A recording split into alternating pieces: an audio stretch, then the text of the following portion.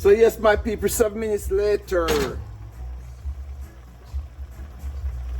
7 minutes later, I'm gonna add my fish.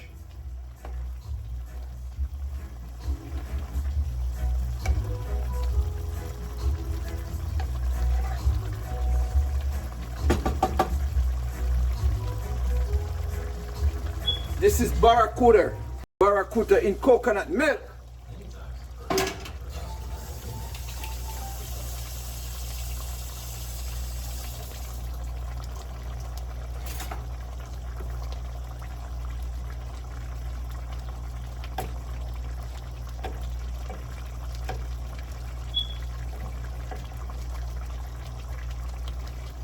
So now this fish only take 10 minutes. Only 10 minutes to cook and it's ready.